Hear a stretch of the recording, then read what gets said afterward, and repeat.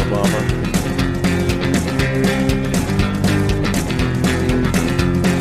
Bacon cream pies in your mom's eyes. Bacon cream pies all the time. Anybody see my shoe? I hate tomatoes, but I love ketchup. Can't find it. I looked That's just everywhere. a thing, and it's not even true. Please, I have to drive home. I think about you. I have to say, I had an edible it was earlier. hard to leave you I think I'm alone. gonna shit my pants. Please, God, help me leave you alone. Hey, welcome in with Timbo from Keno. How's it going? Hey, we're doing good. We're doing good. We've tried this twice, basically, before. We've had snafu after snafu. Thank the goodness of the earth. We are here today, and the goodness of the aliens that be. Oh yeah. We're here to talk about Hey, yo. about life, drums, and I don't know, old timey country music, I guess. Oh Hey, hell yeah, hey, dude! I hey. can do that. We're in the Midwest, man. So we're what are we, like 5 feet from where Toby Keith's from, and also Garth Brooks. Yeah, Garth Brooks. There you go. They're all from here, dude. It's crazy. Where are you guys about by? Oklahoma. Yeah, Oh, We're- really? Yeah, Yeah. we're in the city. Yeah, Oh, in OKC? yeah. yeah. Oh, all right. I used to work with a guy in Tulsa, a drum builder out in Tulsa, so. Oh yeah, yeah. I was trying to actually look for a bunch of people because I'm trying to get into it. He'd be a perfect guy to tell you, man. His name's Paul. He has a company called Honest Abe Instrument Company, and he's really, really a smart guy. Very, very smart builder. And he does everything in metal. I mean, he can do wood. He's done wood before, Mhm. but his metal drums are very, very nice. Wonderful drums. Very cool. Hell yeah. Straight out Hey, Oklahoma. Did you see that video of cattle decapitation where he's on stage and the dude, like it's like the owner of the bar, he comes up and he's like whispers in his ear and he's just like, oh, it's like it turns out somebody had been stabbed in the neck and he's like, Jeez. everybody has to go. You're in an active crime scene. Whoa. I did not see that. I saw cattle decap with, it was Whitechapel, cattle decap, Job for a Cowboy after Whoa. Ruination came out, and then Gaza, if you've ever heard of them. Oh, It was a wild bill because, I mean, Job for a Cowboy was really, I think, in their prime after that album. They had John Rice on drums, who I forget, he's playing for another big death metal band now, but what he was doing back then was just mind blowing. Whitechapel's Whitechapel. I mean, to me, it's one of those bands that at that age, I was about 18, 19 when I went to that show. And it was such digestible music. You know what I mean? Like, it's easy to listen to. I can listen to that. And it's kind of like, I feel like that's like when our parents would listen to Led Zeppelin and they'd be like, yeah, I could do that. Yeah. Listening to Whitechapel, I'm like, I could do that, but it's like, it's heavy. And then you sit down to do it and you're like, I can't do that. But Oh, at least when you listen to it, And then Gaza was so cool, Gaza. And they were like this sort of post-death metal, post-doom mashup with all these really, some of the heaviest riffs. It was amazing. And obviously Cattle Decap being Cattle Decap, I wanted to see them since I was probably in late middle school, early high school. It was one of the only death metal bands I'd been listening to at that point, just because the album art as a 12, 13, 14-year-old was so silly. Yeah. And some of the music even, I was listening to like them and like Cephalic Carnage. But yeah, that bill from that night, including this band, incredible. And these guys, they couldn't have been nicer. I was just a punk teenager coming up and just like, hey man, I really love your music, blah, blah, Yeah. blah. And they were just so kind. I got nothing bad to say about those guys. Good guys, good music. hell yeah, dude. I've gone to. I'm big into like sludge and post metal. So I've gone to a lot of like Crowbar, I Hate God type stuff. Yeah. And man, I'm not going to say that the people are rude, but they always seem like they want nothing to fucking do with you when they're done with the set. Those guys, the Crowbar guys in particular, remind me of, I've played, in death metal bands, and we've played shows at like biker bar clubs. And it reminds me of the guys who run those biker bar clubs who are just like, there's no humor so often with the older guys. And, I think it's just like they've lived so much life that they're just like, we're done living, just leave us alone, you know. Dude, we're gonna do yeah. our thing and then we're gonna go home. The fact that they didn't overdose, I mean, that's a fucking thing all on its own, you know. Look at how many of them they did. Yeah. No, I mean, listen, being in the position I've been in and the bands that I've been, I've had, I can count, I think about 4 or 5 guys that I've been in bands with, or in bands that at least we're close with, but at least I think 3 or 4 that I was in bands with who have OD'd and died at this point. Wow. So it's, I think it's just kind of, you know, I think, I don't know what it was like in Oklahoma, but now I'm 33 now, and in Wisconsin and even through Chicago, and then you go all around Iowa and east Indiana, when we were kids growing up, the only thing we had as an outlet was this music thing. Mm-hmm. And so, you know, maybe it was like this in the South too, but this would have been, you know, 2006, 7, 8, 9. You'd play these shows and you'd go to some bum city that you've never heard of in the middle of nowhere in northern Wisconsin, and you think you're going to be lucky to play for 10 people, and literally 400 plus kids would show up to these shows, and because that's all they had to do too. Mm-hmm. So that was our saving grace. And I think as venues shut down, as we got older and we had more responsibility, so often if you couldn't find hope in life, you know, a lot of guys, a lot of folks turned to drugs and heavy drinking, and you know, depression sets in, and there it goes. But I think that's why I don't play a lot of that music anymore. You know, it's difficult for me. It is such an emotional experience as a musician to just play those tunes. Like, I don't know. I mean, when my grandma died, that was one of the only times, my mom's mom, when she passed away, it was one of the only times I've ever written, you know, music, not just these drumless loops and stuff I make, but, you know, like real music. It came from the heart. It's some of the saddest stuff I've ever heard. I still have trouble going back to those tunes because of how much emotion comes out of them. And I think whether you're playing death metal or if you're playing, if you're writing the My Little Pony soundtrack, at some point your emotions are going to come out, happy, sad, or anywhere in between. So yeah, I tend to opt for the My Little Pony emotions, you know, today, but not exactly, but the happy emotions, you know what I mean? I'd rather be focusing my time on that, because otherwise, gosh, I'd be crying more than I already am, you know? right. So I actually wanted to ask you about your past band experience. What about? Well, like, how many bands have you been in, or like, you ever played for like a big crowd? You know? Yeah, I mean, you know, for me, it was always regional. So I started gigging out when I was 12, and I was playing bass at the time, and we played at this. It was like I was Lutheran growing up, but I was in a punk rock band, and we went to this conference in Chicago and we brought our instruments not knowing if we could use them or not, but we went thinking there's going to be a talent contest or something at this thing. So I think it was at the Rosemont in Chicago, and there had to be 250, 350 kids at this conference. And thank goodness the band was nice enough to let us use their gear.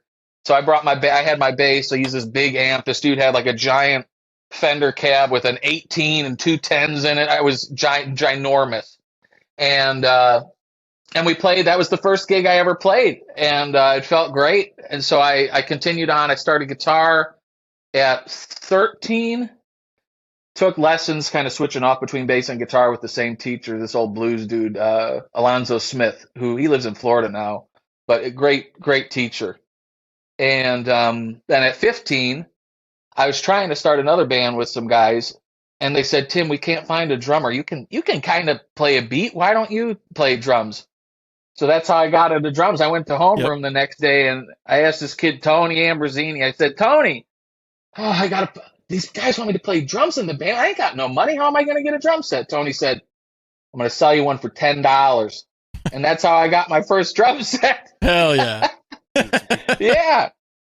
It was killer. And so that's how I got into it. There's a video of me playing that set. I think I'll have to post that footage online at some point. But yeah, so that was the beginning. And then really through the end of high school, where I was gigging a ton at that time. It was literally practicing 2-3 times a week for, at least 2 or 3 hours of real hard practice.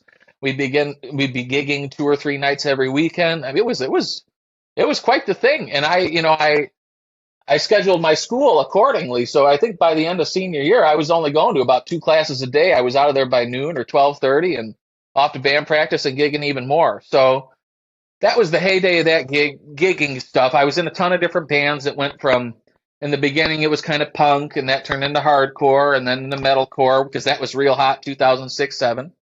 And then that turned into deathcore. I was playing death metal, straight death metal by about 2010 at 20 years old.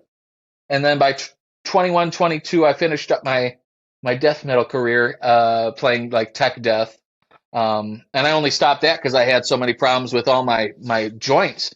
Yep. I was playing a marching drum head, which is like playing on a tabletop, and I was using sticks that were like marching sticks. Oh wow! Kind of like Alex from Despised Icon. I don't know how that guy doesn't have joint problems at this point in time, but yeah, I mean it sounded good and it was nice and loud. I didn't need triggers, but holy moly, I had one gig where the last death metal gig I played, every joint up every finger throbbed for 2 days. It scared the pants off of me.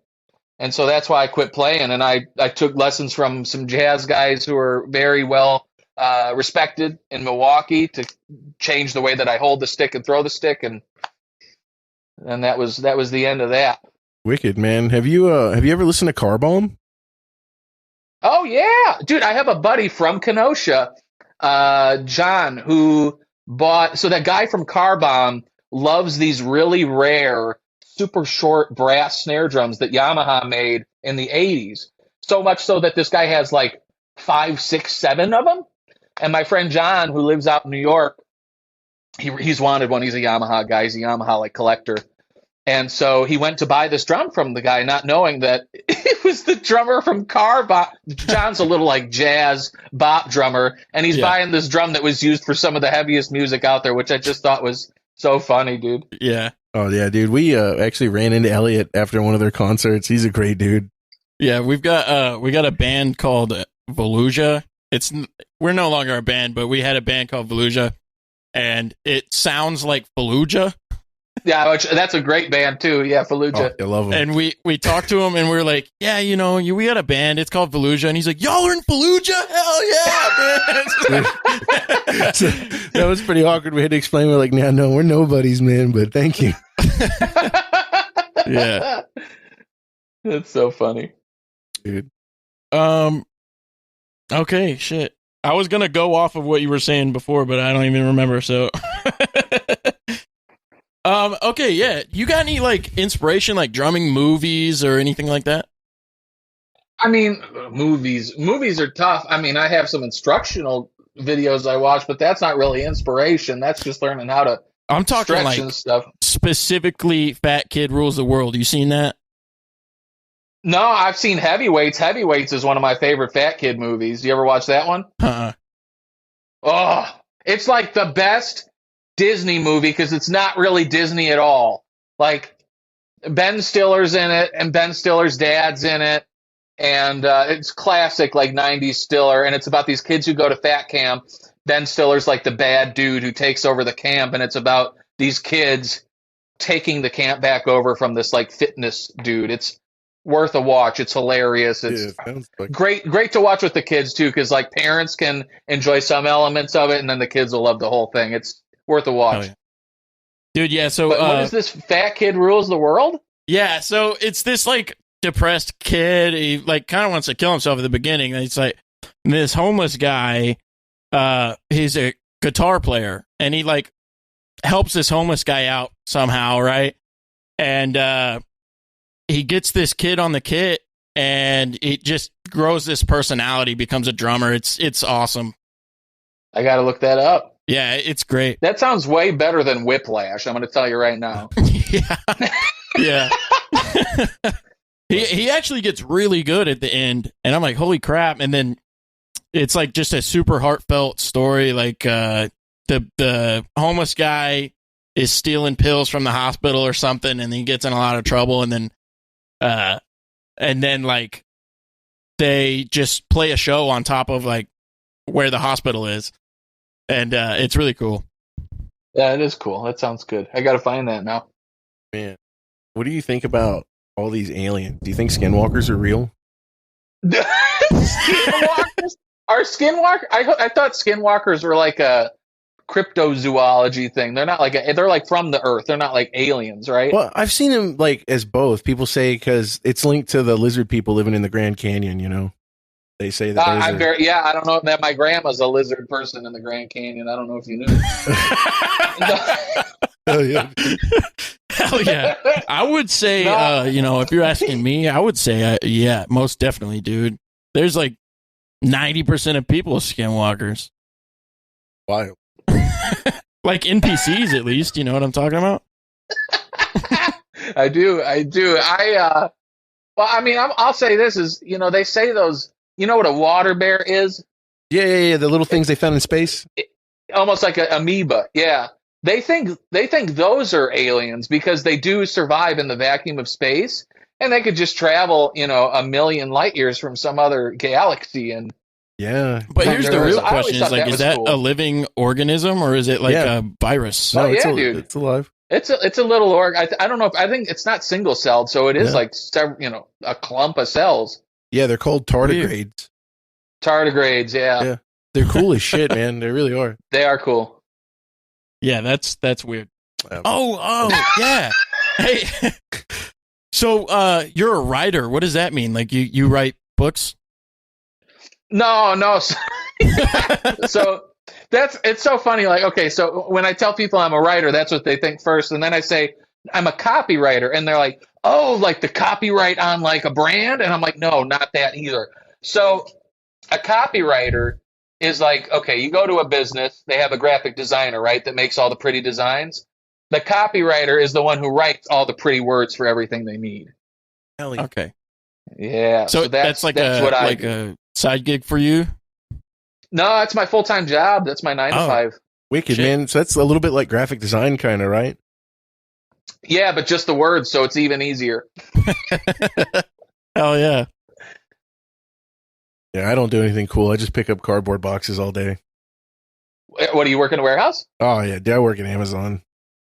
I worked at, you guys know Uline? You ever heard of Uline? Yeah. They sell like gloves and stuff, right? Yeah, and they do tons of boxes. I worked for them for years, and when I worked there, dude, it was boxes all day long. I had to moisturize about 10 times a day. Otherwise, I'd look like my hands would look like a skinwalker. I've been having my hands get dry a lot lately because it's like 110 degrees outside, and then just little things like playing guitar, I'll notice that I'm getting like where the strings rub on the top of my fingers. It just murders me. I use there's this product. There's a brand called Nourish Organics, and they make a argan butter, which is a combination of argan butter and the other one in there. It's another one of the common shea butter. Yeah. And I'll use that on my hands. I would use it on my face if I was out in the warehouse all day. Otherwise, everything would dry up. It's a little expensive, but a jar will last you 6 months. Dude, what is argan? Because we used it in the fucking missiles in the Air Force. We did argan. Yeah, what is that?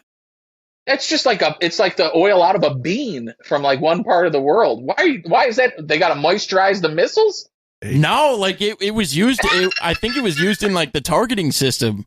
You would put it's just a big orb, and you'd put it in the front of the missile, and it's like one of the missiles that fucking can target at 180-degree angle type shit. You think it's like an equilibrium thing? They use the oil to stabilize? Something weird, dude. But it would not work if you didn't have the argan. Interesting. So are you active duty still, or what are you? No, I got like 4 months. I'm in the reserves right now. Okay. Right on. But I got like 4 months and I'm out. I've done 6, so good for you. I'm ready to go. My dad did 4 or 6 in the Navy, and he was an electrician on a nuke sub. And when you're in the sub, you ain't coming up for a long time. And he was a smoker when he was a kid. Oh yeah. And I was just recounting this story to his wife, now my stepmom, the other day, who had never heard it. And so they were down under the sea, and half these guys were fiending for a cigarette. So my dad came up with the bright idea to take the pencil shavings out of a pencil sharpener, roll them up with the page of a book, and try to smoke them. He said he's never coughed so hard in his whole life after trying to do that. Dude, I'm surprised it didn't Only in go the Navy. up. Yeah. You got people in high school like smoking Smarties and pixie sticks and stuff. Oh yeah. Yeah, Too bad funny. ideas. Okay, so here's one. I hope that you have something for this. But do you have any like innovation ideas in the drum world? Like, you know how they make crazy shit every 10 years, and it takes over the fucking drum community. I mean, they've been people continue to innovate, right? So like when I mentioned that Honest Abe brand, I worked with him last year to develop a totally new type of snare shell, which was taken not just 2-3 millimeter steel, but 1/4 inch steel, which is almost 6.83 millimeters, something like that. It's thick, and we've made shells out of it. And the reason I wanted it that thick is so that we could really make a bearing edge on that material without having to roll over the top or the bottom of a thinner metal. And so those snare drums that we designed, one of them, Abe Laboriel Jr. owns one, the drummer for Paul McCartney. It's in a bunch of famous studios. Connor Dennis from Beartooth, who I was just texting this morning, he has one of them. Oh, yeah. So, it's that was really fun to come up with something new and to have such a good reception for that from heavy hitters, literally and metaphorically. Speaking of heavy, is that a pretty weighty snare? Yeah, we did a 14x4 that weighed 17 pounds, and the 14x7 weighed 25. Ooh. Hefty. Oh yeah, dude. Hey, what do you think about the low boy though? Oh, I've known those guys for a long time. What? I knew. Yeah, low boy beaters. You talking about? No, I'm talking about the original low boy from Ludwig, man. The hi-hats. It was a pair of hi-hat cymbals that would come right off the ground about 6 inches. Yeah, those are pretty wacky. I know DW made a new low boy that you could use. I don't know who's using it. I mean, for me, I like the drum set as it is, like I'm sitting behind here now. DW, I know, is coming out with sooner than later a wireless electronic drum set because they're owned by Roland now. And I don't know, like I just can't get into electronic drums. The big purpose I see for them is like if you live in an apartment and you need to play. I get that. But like I want to beat the heck out of something and I want it to give me that volume right back. So I don't know. Yeah. Any innovation, go ahead. Sorry, yeah. Well, with the electric drums thing, you can always go with the silent heads. I'm a big fan of those. Because Evans came out with their really cool ones. Yeah, Evans has made. I'm actually a Diodario artist, so I'm an Evans, ProMark, and Pure Sound artist right now, and love the brand. I came on with them after having some issues with another brand's products, and I didn't realize it, but the product manager for Evans was following me, and he sent me a message like, "Hey, you want to talk?" And I was like, "Yeah, all right, man." And it's amazing. 15 years ago when I was playing drums, I bought Evans because they were affordable. And the quality was a little different than what you'd see from other brands. Now today, they're a totally different drum head. I mean, they sound amazing and the silent heads are great, but I don't know if you guys saw this. I don't know if it's a co-brand or a licensing agreement or what the business side of it is, but Evans released the Sunhouse percussion triggers and software through them. So basically, when you have a traditional drum trigger, you put this thing on a snare or kick or whatever, and you get one hit equals one sound. Yeah. This crazy sensor that comes with the Evans stuff, you can have like 8 or 10, 12 different sounds out of one drum from the one sensor that goes on there. So now instead of having 4 drums and 4 sounds, you can have, if you have 2 toms and a snare with those hooked up, you can have like 40 sounds between that and a kick. It's crazy. So that's one of my favorite pieces of new tech. You think you could put that on a tom to make it sound like a djembe? Oh, 100%. Yeah, they have sound packs built in, and then I think what you could do, I would assume, now I haven't, taken a deep dive into the software, but I think you could put whatever samples you want in there. You could put a dozen fart sounds in there and have a fart fiesta if you really wanted to. Hell yeah, dude. But here's the question about that, though, is like, when you hit the tom, you're going to get the regular sound, right? If you use regular heads, if you use silent stroke heads or whatever, or Evans mesh heads, in either case, then you wouldn't hear the drums. You just hear those sounds going through the PA or however you're going to monitor that. So you could do either way. The cool thing about using normal acoustic drum heads is then you can play along with the music that's coming out separately, which I think there's some real interesting possibilities there. Wild. Yeah. It's a totally different game than it was 15 years ago. It's just nuts. Dude, have you ever messed around with rototoms? There's a video of me working at the music shop back in like 2009, just going down. It was like 6, 8, 10, 12, 14, 16, 18, all the way down this huge set of rototoms. And it's got like tens of thousands of views and probably hundreds of comments that say, "This is the stupidest thing I've ever seen." Dude, that's the best kind of content. They're fun, though. Yeah, they're fun. I mean, I know they're really silly, but they're really fun to play. Oh, I love Dude, one of my favorite videos of yours is you're at like NAMM or something, I think, and there's this dude hitting a cymbal. He's like hammering it, and you're like, "Oh, that's my dad over there making a birdhouse."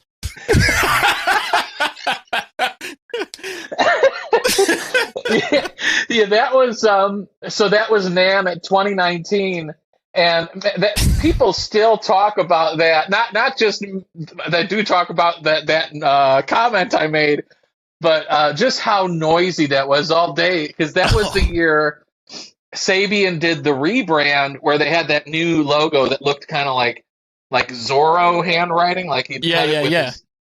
And I did a thing on there where like I walked by the logo and mind you, I love Sabian, great group of people, awesome people, and they've been very kind to me, and I love the product. But I'm glad that they have a sense of humor about this too, because that logo to me, I was like, and here we have Sabian, the new Lion King film. Like that's what the booth looked like. That was something else, man. That was pretty silly. Hell yeah. You want to try to get him on some nerd shit? Yeah, actually. So I wanted to, this is kind of nerd shit, but I know we tried to touch on this the last time. But I wanted to ask you what your favorite recorded drum kit sound is. Do you have like a specific song where it's your favorite? I don't. I love so many tones.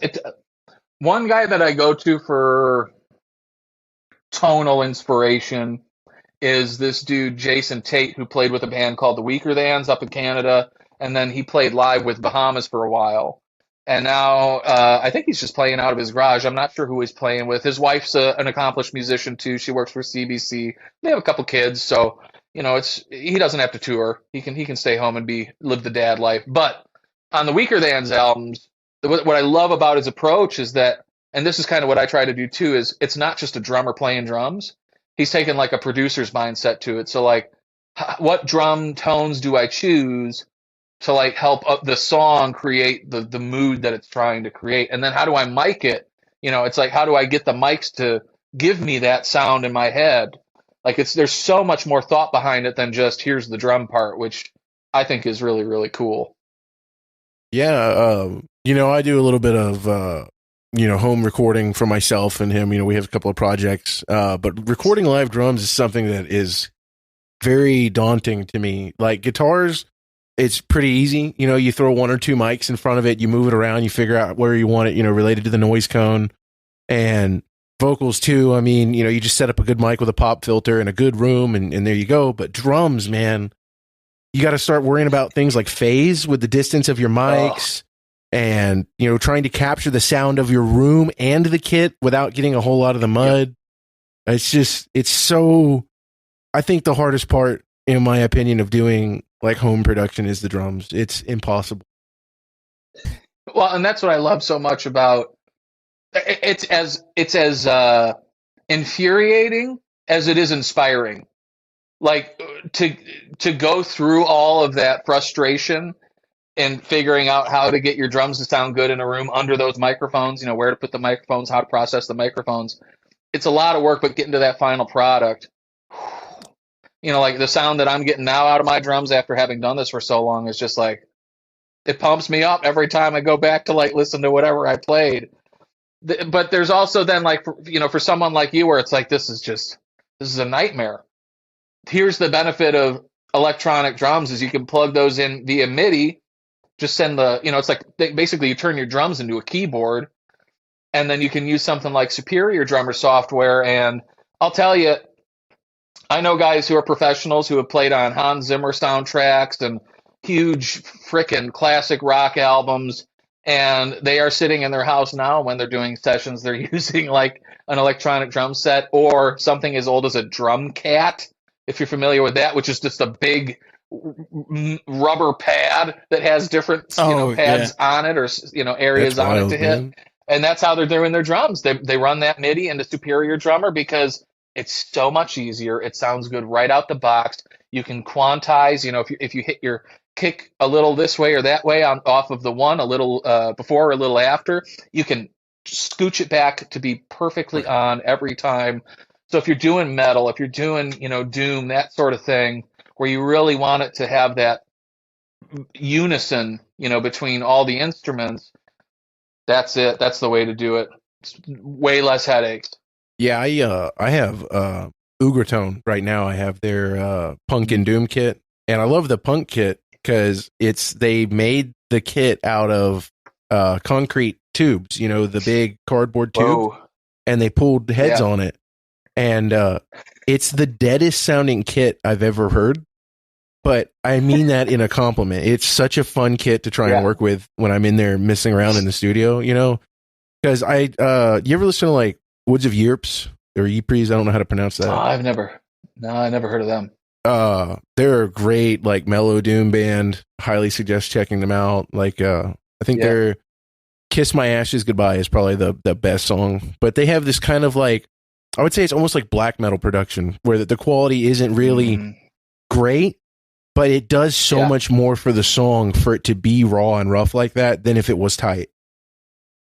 So that's the thing about black metal.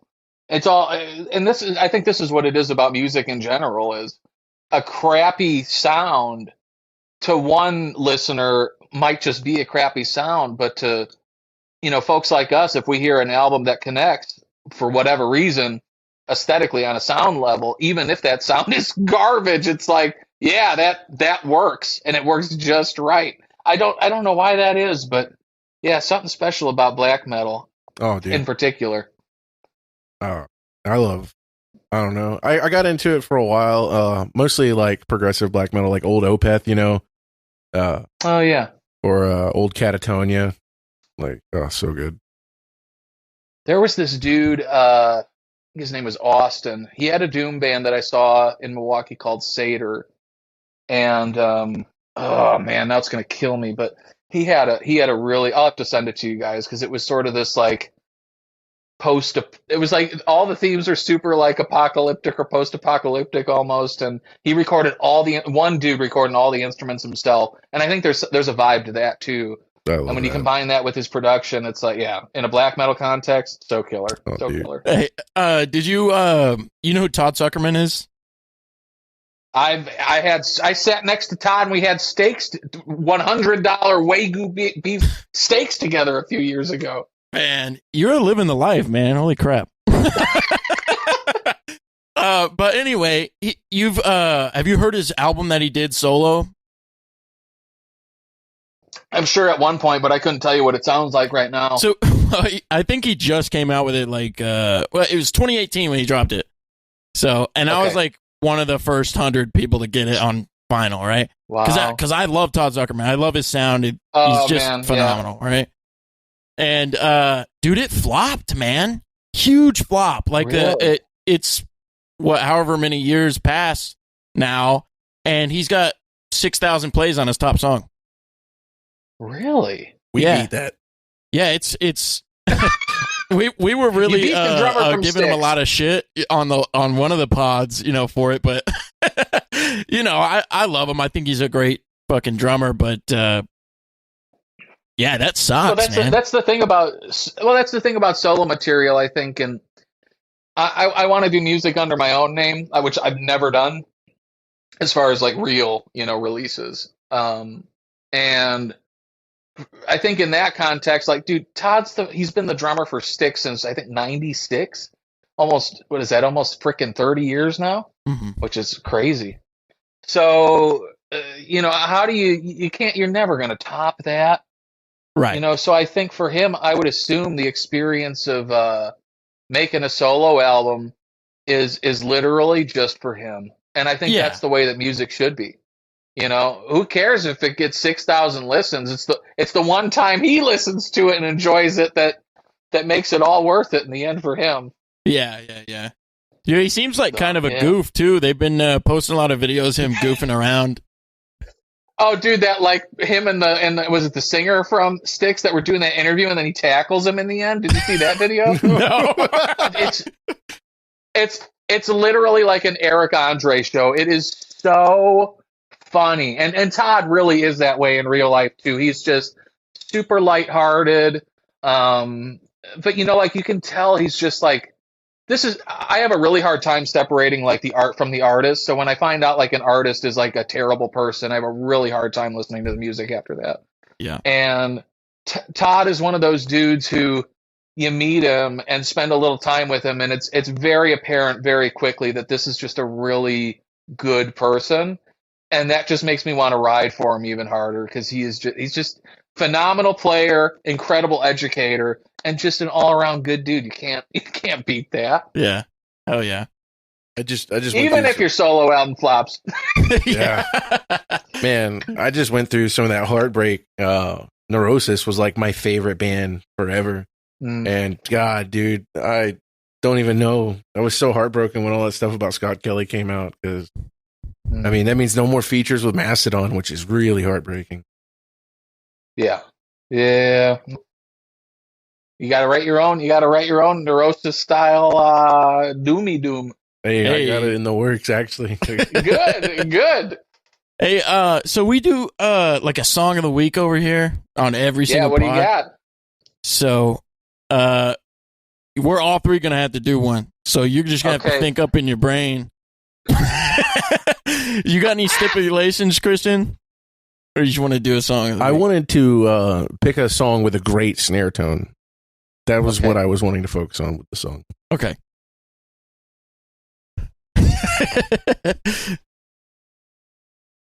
Oh, okay. Yeah, I got mine. Mine's kind of like an off the wall one. Yeah, what do you got?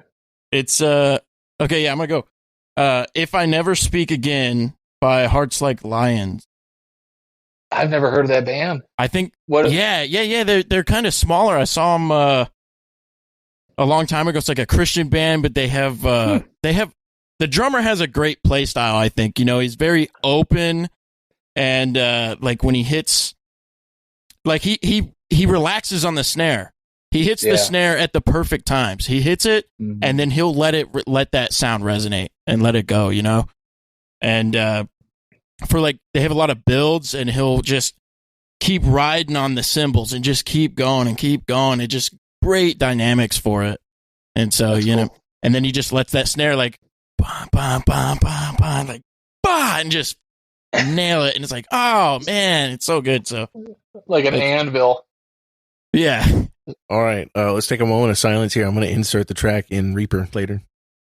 Beep boop. We've got this selfish desire to break each other down.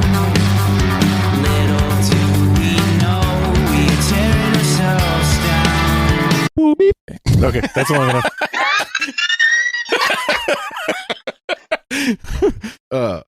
I got one. You ever listen to ISIS? Oh yeah. Oh, dude, Pliable Foe. It's a B-side off of I think it's Threshold, but Oh man, it's phenomenal. It's one of the poppiest sounding snares I've ever heard. It's really bouncy. That band always has killer drum tones on all their records. It's just insane. They're just an amazing band. You know? Yeah. With an unfortunate name. Dude. Oh my God. I was following them on Facebook when they had to change their name to ISIS the Band because they were just getting attacked. Yeah. And it was hard because like I used to have one of their shirts. Why are you doing that? And dude, yeah, I couldn't wear the shirt anymore. It was like, you know, I was in the Southeast and I had some I Hate God shirts. I couldn't walk outside in those, man, without people coming at me. Yeah. Real shame. But, you know, it'd be like that, man. All right, we going to give a moment of silence for the snare tone? Yeah. Beep boop.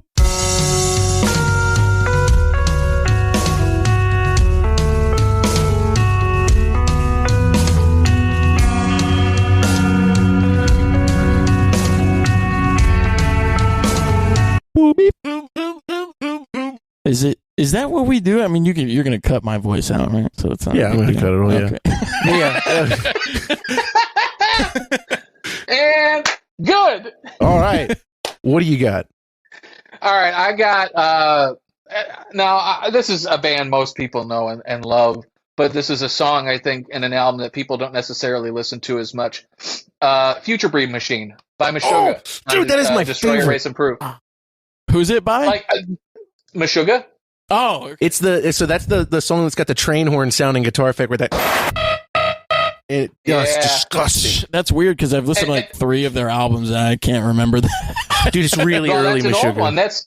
It's that album's almost 30 years old. It came out in 95. So I have to imagine that the album is to tape. Like I don't think that they would have been recording digitally at that time. You know, I'm going And to say something that's kind of wild here. I think that was actually one of the first digital albums because I think that's the album where they used the pod, is it? the Line 6 pod for all of the guitar tones. Yeah, but did they use like an interface and a compute like a Mac with whatever recording software? Do you know? That's what I'm saying. Yeah, I'm pretty sure they did. They would have had to because it was DI to the pod. Okay. Oh, so it was in a DAW. I'm gonna have to do some. I'm pretty sure. Yeah, I'll have to Google that. I know they were like, dude, those guys were OG Line 6 pod guys, like the red 2-space rack mount, goofy looking thing. They were into it. I mean, dude, they were one of the first real big metal bands to push the solid state thing too. Even prior to that, I mean, they're just God, they're amazing.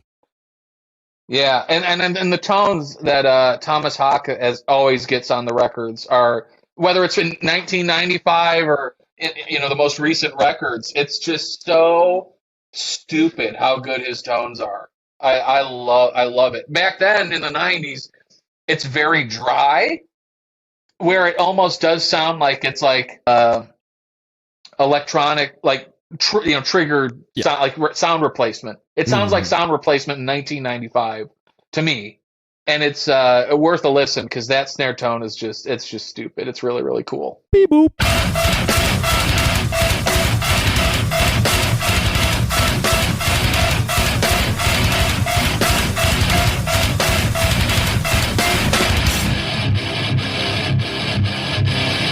Boop, beep. Yeah, man. Are you familiar with Gene Hoglan? Dude, that's one of my, if we were going to talk drum inspiration DVDs, the Atomic Clock, the original DVD put out. Dude. I bought that on the original run where it came. I still have them somewhere. It has M&M's with his face on it. It's so funny, dude. But I love that DVD. Really, really helpful. And what a wonderful drummer. And he seems like a good dude, too. I really like to meet him one day. Dude, and look at his discography. Like, Jesus. Everything, dude. Strapping Young Lad, Death Angel, Fear Factory. I think he was even in Death whenever they were during their later years. He was. He's on a Death record, and Metalocalypse. That's where I first heard about him. He was the drummer for that show because I thought I don't know. Do you guys remember that show from Adult Swim? Absolutely. Nope. I own Brennan Small's Galacticon. My Civil War shoes, dude. Yes. Like that. Dude, you got to watch this show. It's so funny. But I loved it because it was sort of that Adult Swim style humor where it's a little off the wall. But what was so nice is I was totally into metal at that time. So it was like, oh, humor and metal in one show. This is everything I want and need. but then learning more about, the band behind it and knowing that Gene Hoglan was the drummer was just like, oh, and what he had done. Because then shortly after that, I got into Death. And so it was learning about all those drummers and what they did. It's crazy. Dude, I started my music evolution kind of, I think, like very basic metal. I started out listening to Metallica with my dad, and then, he listened to like Slayer and Anthrax, and then I started listening to Pantera, and then I got really into nu metal for a while. You're from Wisconsin. You ever run into Static X any out there? No, I was nu metal. I avoided like the plague for whatever reason, because I was into punk and hardcore. So it was like, the nu metal kids had like trip pants and like, makeup, and it was almost like pre-scene visual. Gene codes. So it's like, I didn't want any part of that. I just wanted my tight jeans and my black t-shirts and my fast drums. That's all I wanted. Hell yeah. Oh, dude, you know what I just discovered recently on the note of fast drums is like the 90s records from the Ramones. Have you listened to those? Like Adios Amigos. I don't know. Who's playing drums on it? Is that CJ probably, right? I don't know who's on it, actually. Is Marky? No, CJ was bass, wasn't he? So it's got to probably be Marky still. If you go back to the videos of Marky playing, Marky has done tours with like everyone, including the frickin' Misfits on drums. And if you watch him play drums, Marky Ramone's a very interesting dude, like on a human level, but as a drummer, he's incredible. It's just like his right hand is just, instead of doing like 30 seconds, or whatever, 16s, 30 seconds, really, really fast on the hi-hat, he does this like, now as he gets older, he does this sort of triplet thing. So it's like do that, but it's just for the same songs, similar songs. Yeah, but is it a triplet feel, or is it like it's straight? Yeah, I mean, it's not supposed to. The kick and snare are still playing straight, and then this thing's just doing this triplet thing over here. It's really bizarre, but yeah, I don't know, man. He makes it work. It's Marky Ramone. What a dude. Yeah, you should check those albums out. They got like 2 albums with wacky, like this wacky cover art and everything, and it's just badass music, dude. They have some interesting music, period. I mean, the punk stuff obviously that's what I got into when I was 10, 11, Blitzkrieg Bop and all that, because in the same way that 10 years later, Whitechapel was accessible, as a 10 or 11-year-old, when you hear the Ramones or Minor Threat, it's like that music is so accessible. You got like 3 freaking chords where all you have to do is use 2 fingers to play the chords on your guitar, or 1 finger to play the whole song on a bass. Count me in. But, it went beyond the 3-chord thing. One of my favorite Ramones song is this sort of epic, like, rock. It almost feels like if the Ramones doing a Bruce Springsteen song. It's called Bonzo Goes there to it is. Bitburg. There it is. I love that. It's the best song, dude. It's the best song, dude. It's the best. We did like a whole half of one of our pods on that song. It's so funny, dude. It's so cool too, because it's a punk band that's using sampling, and you can hear some synth in it. I mean, they got so creative and out of the mold of what punk music was at the time, and I thought that was so fucking cool. Dude, yes, but such a masterpiece. I found it though. The way that I found it was because it's in School of Rock with Jack Black. Oh yeah, I forgot about that. I'm listening to this song. I'm like, this is a fucking banger. And I watched the fucking movie again. I'm like, where the fuck is? So I'm just searching for this thing, and finally got it. So good. All right. Do you want to like hit him with like actual nerd shit though? Like, what is he nerding? I don't know. Yeah, so I know we got you into it again the last time, sadly, but I would like to revisit it. You were talking about the advantage of a rolled snare, I believe, is what you said. What the fuck? Of the spun. The spun. There's so many types. Sorry. So no, I'm talking basically.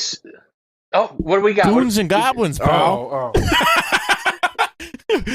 But yeah, hit us with the spun. I love that. Yeah, I mean, basically, it's to say that. So there's 2 different types of rolled metal snares for the most part. There's some are cast, which is a totally different monster, but the majority of these snares are rolled or cast, or rolled or spun. Rolled snares, you take a piece of metal and you roll it into a circle, and then you weld it at the edge. If you have a spun drum, I don't know exactly how it works, but basically you have a piece of metal that winds up on this thing that almost looks like a lathe, and it's spinning and pulling this piece of metal into shape. So there's no seam. It's pulling the whole shell at the same time.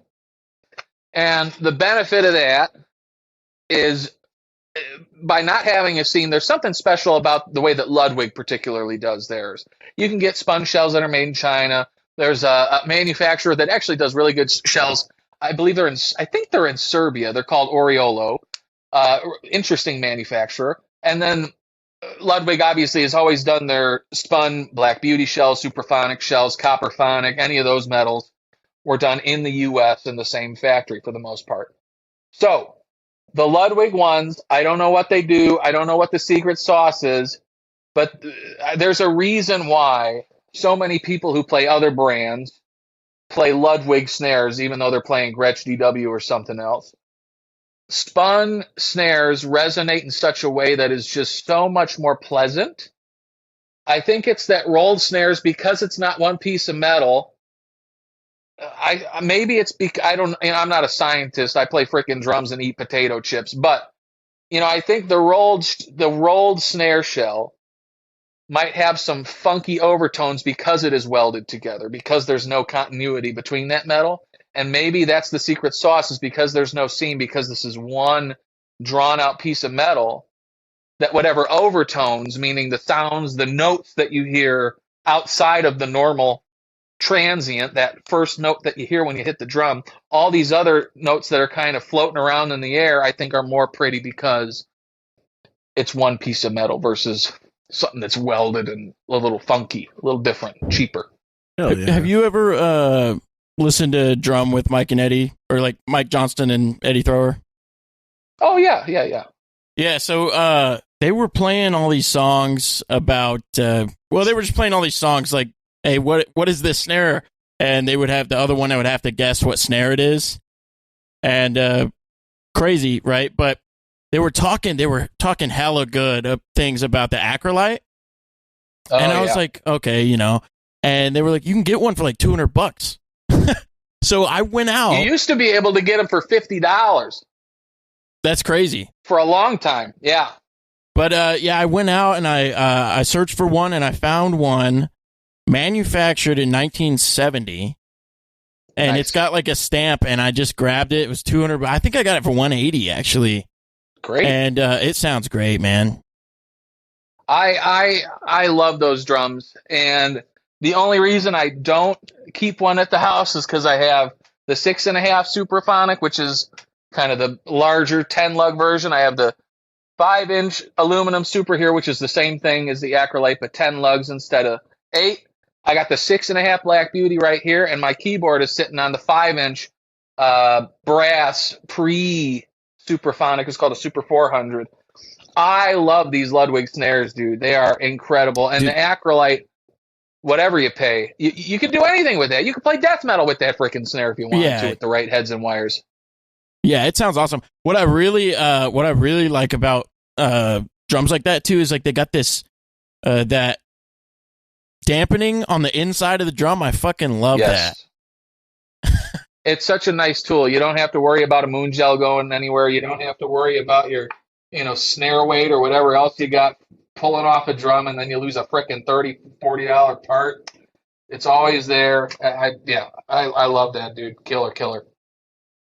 Also, I don't know if you've done this yet, but I watched some of your YouTubes. But have you done wood snares? Like, what are your favorite wood snares? Yeah, I actually did one on my favorite type of wood snares, which is steam bent. So it's kind of like, this is kind of like rolled versus spun metal shells, is steam bent versus plied wood shells. So normally when you build a drum shell, it's plied. So you have really, really thin pieces of veneer. You take whatever, 5, 6, 7 of them and put them in a mold and glue them all together. Mm-hmm. It's going to produce a pretty decent drum, and it'll be consistent every time, which is nice. But if you go with a steam bent, where now you take one, again, quarter inch is usually what you find in that realm, like that metal drum I mentioned earlier. Take a quarter-inch piece of wood, you put it in the steam box, pull it out, and then you bend that sucker into a circle. Now you're going to have a drum. You add reinforcement rings so that that thing doesn't pop open over time or whatever. But the benefit here of that over applied one is because it's one thick piece of wood, every single one is going to sound different because you have different trees, different forests, different species, could have been harvested at a different time of the year. All these different factors make it so much more intriguing to me because I've owned at this point, Slingerland Radio Kings are the main type you're going to find. I got one here. Let me grab it. Talked about the other day. This is a 3-ply version, but this is what the other ones look like too. I just don't want to bust my butt trying to get my other one that's way up on the shelf. But wonderful drums made in the late 20s. They came out with them. They were under a different name, Broadcaster Snares. And shortly thereafter, they switched to the name the Radio King. And later into I think they put them out under the Studio King name, or they had a different name, Artist. They called it the Artist snare drum, all Slingerland. Those snares are so wonderful because that was the professional model, like Gene Krupa, Buddy Rich, all these guys had this type of snare drum. Now, they became popular again because of a guy named Johnny Craviotto. Have you ever heard that name at all? Nope. He worked with John Good and the guys over at DW for a long time, producing drums shells for them to make as DW drums. He had a company then called Solid Drum Co., which did these things, and then he had Craviotto Drum Co. But it all started previous to him making his own shells. He was taking these Radio King shells from the 30s or 40s, ripping the hardware off of them, cleaning them up, putting new hardware on, and basically turning it. It's like a Ford T-bucket, taking a really old thing and hot rodding it. Yeah. And there were a lot of pros that played them. It wasn't necessarily one of Johnny's, but one of the most famous people playing those hot rodded Radio Kings was Steve Smith from Journey. Hell yeah. So I think if that says anything, that should tell you right there just how special these drums are. And like I said, I've had many of them. I have owned so many of them. I flipped them. One of them that I flipped wound up, Cindy Blackman, Santana's wife, owns one of the drums that I've discovered. So kind of cool. But I have one that was refinished by a good friend of mine who passed away, and it sat in the back of our local music shop here. He sold it to the music shop in, I think, the 90s. He fixed it up in the 80s, sold it to the shop in the 90s. And it took me 3, 4, 5 years of just continuing to nag the owner of this music shop to sell me this drum. Finally he did. Gave it back to Mike, the guy who refinished it. And when he passed it away, then I got it back. And that's the one Radio King there that just sounds better than any other Radio King I've ever heard in my life. And that's what's so special is like I can own 20, 25 of these things, but one of them speaks to me. And Craviottos are the same way. I got a video coming out about those drums soon. And I've owned 2 others. I've probably played a dozen, maybe 15 of them in my life, for a prolonged period of time. And this one drum that I'm going to feature in one of my YouTube videos is the best sounding one. And it's like treasure hunting. It's like in Harry Potter, when he goes to the wand shop, you got to have the right wand for you. And when you find the right, steam bent snare for you, like, oh my God, like it really is like just such a special moment because of how powerful that can be. Hell yeah. Wicked, dude. Yeah, there you go. There's some nerd stuff for you. I don't really have a whole lot of good shit. I guess I've got like my first kit that I purchased like with my own money was PDP LX series. Those are great. Yeah, it was awesome. And then the first snare that I got that I thought was breaking the beginner period, was like it's a Tama, I think it's like a SPL or it says something like that. Yeah, the SLP Sound Lab thing. I know what you're talking about. But those, dude, I'll tell you though, those PDPs, There was a time when DW had a factory in Baja, and that factory did Mexican-made PDPs and Mexican-made drumsticks. They had a drumstick company that was very short-lived called Three Drumsticks, and it was incredible. What they did is you got 3 drumsticks in a bunch that were all to the same spec, all the same weight, and they'd all be weighted the same, whether to the back or to the front. And so if you broke one stick, you had one that felt the same as the other 2 that you can keep playing with. Yeah. How freaking genius is that? And the drums, I have a funny story about those drums is the Mexican-made PDP drums, in my opinion, are some of the best drums that have ever been made in North America that you can find for under $500. Incredible value. And Kurt Biscara, who's a friend of mine, he's played drums for everybody from freaking Tom Petty to Mick Jagger and Johnny Cash. And he was doing a session where it was multiple drummers. It was him, I think John Robinson, the dude who played on all the J.R. Robinson, played on a bunch of Michael Jackson tracks, and then Vinny Colaiuta, who is a god among men as far as technical drumming is concerned. Sting, everybody. And so, they all have their kits. Kurt pulls up with this PDP kit. Everybody else has these really expensive Gretsch or whatever and everything. Yeah. And so Vinny sat down at the PDP kit like, what is this? Sits down, starts ripping on it, and just looks at Kurt and is like, oh, man, these really are good drums. So, if for someone like that to say that about what's supposed to be a budget kit tells you everything you need to know about that is like, man, if you can find a set of LX, great. It seems almost every time I sit on another kit, it's like, wow, this is the best kit ever made.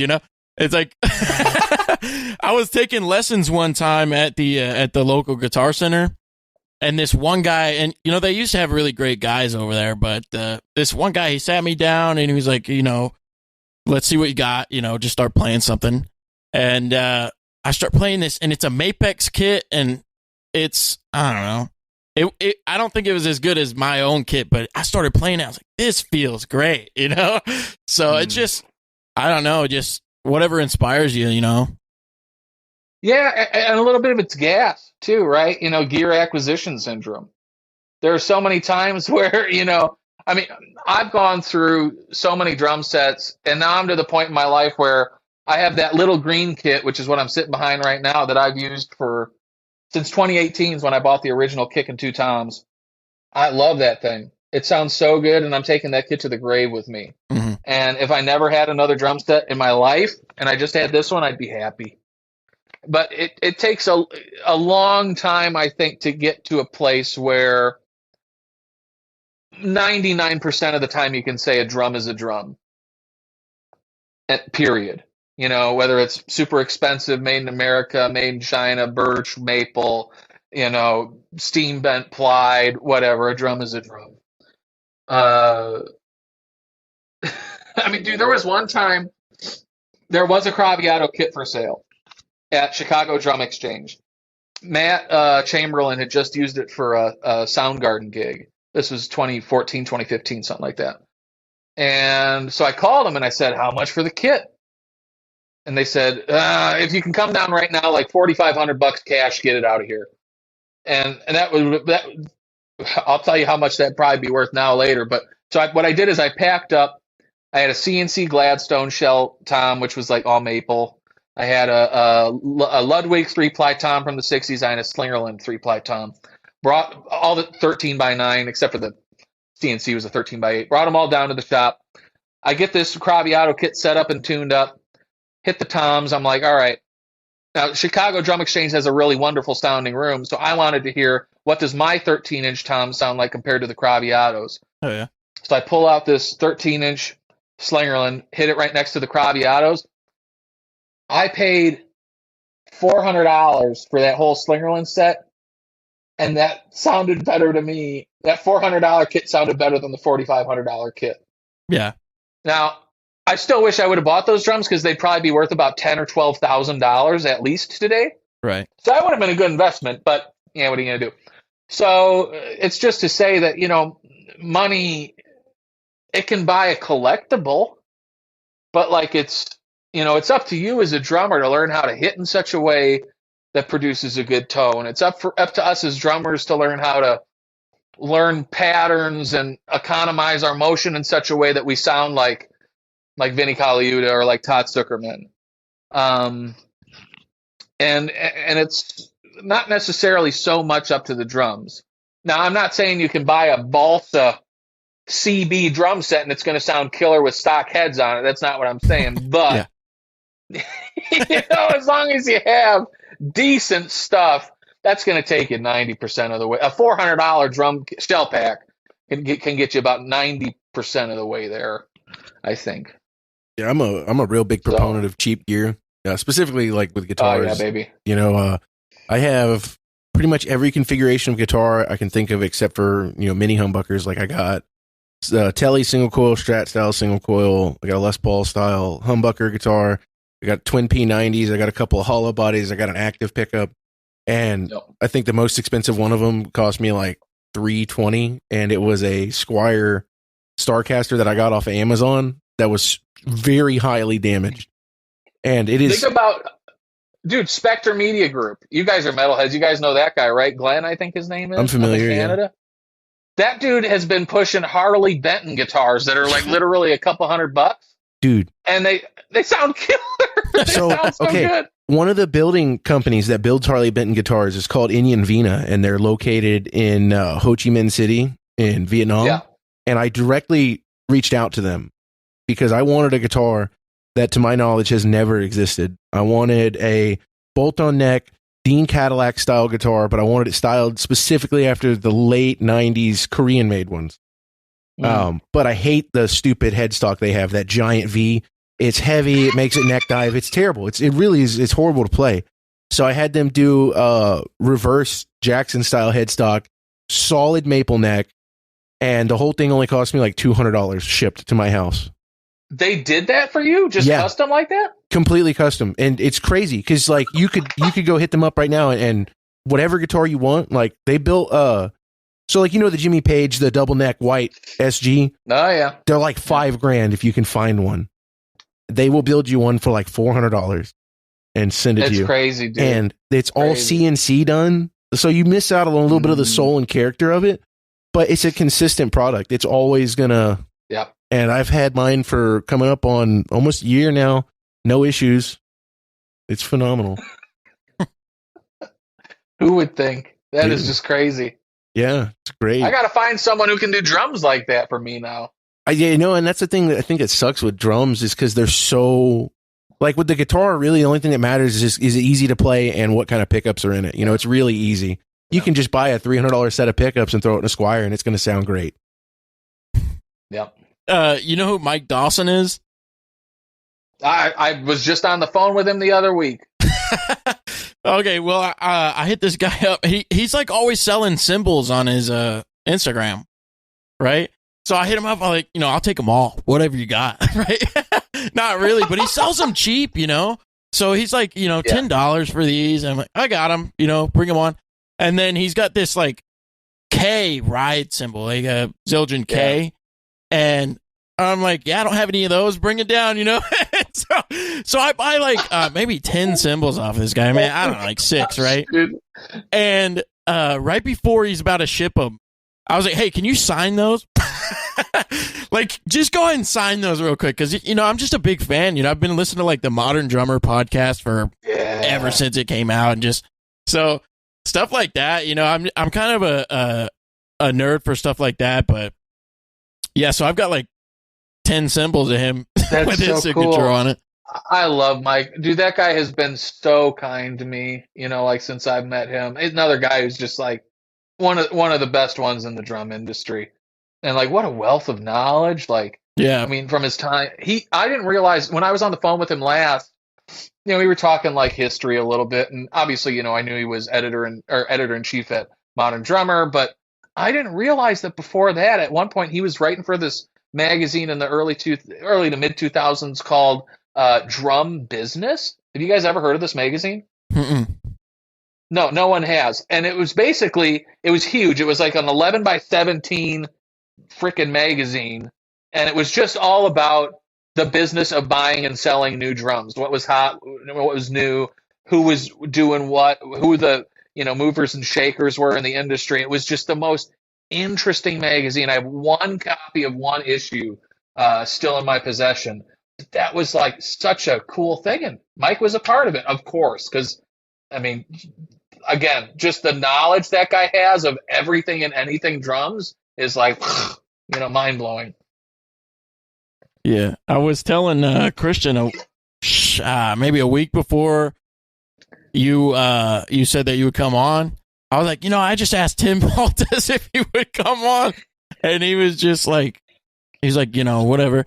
And I was like, yeah, this guy is huge though. He's gonna be front page of Modern Drummer in 10 years. I'm calling it now, dude. That's too kind, man. I appreciate that. If I ever get anything in Modern Drummer, I am framing it, because that would be quite a day. Quite a day. Yeah, I do want to let you know something also. My 3-year-old is obsessed with that video of you doing the sucking on a chili dog. He thinks it's the funniest thing he's ever seen.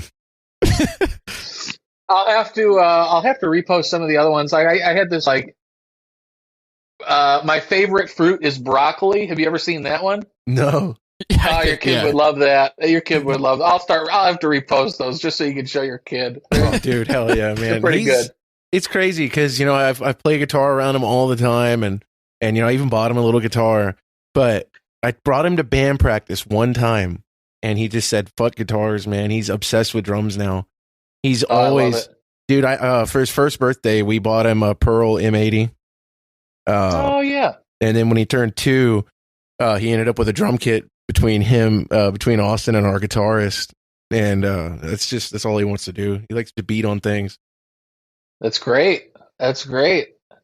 Yeah, I'm stoked for it. That looks like all the questions I have for you. And if you ever have anything else, you guys got my number now. Call or text anytime, or if anybody else has any questions on Skinwalkers, drum recording, or broccoli, find me on the internet. Definitely. I'm going to hit you about the Skinwalkers for sure.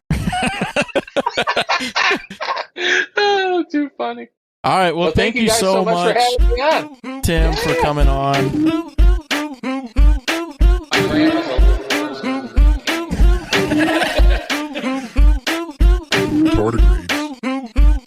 Skinwalkers, my dad. I think you were just talking to Canadians. You want a soda?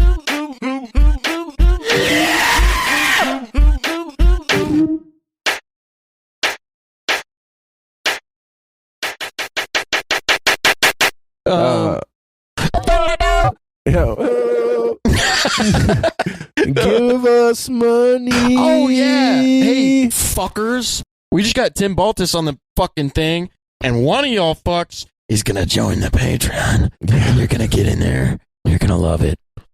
You can't see it, but I'm extending my forehead right now. My brain power is growing.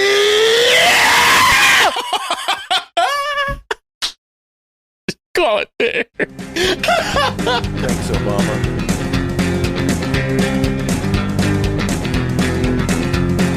Bacon cream pies in your mom's eyes. Bacon cream pies all the time. Everybody see my shoe? I hate tomatoes, but I love ketchup. Can't find it. I That's looked just everywhere. a thing, and it's not even true. Please, I have to drive I home. think about you. I have to say, Have an edible it was earlier. hard to leave you I think I'm alone. gonna shit my pants. Please, God, help me.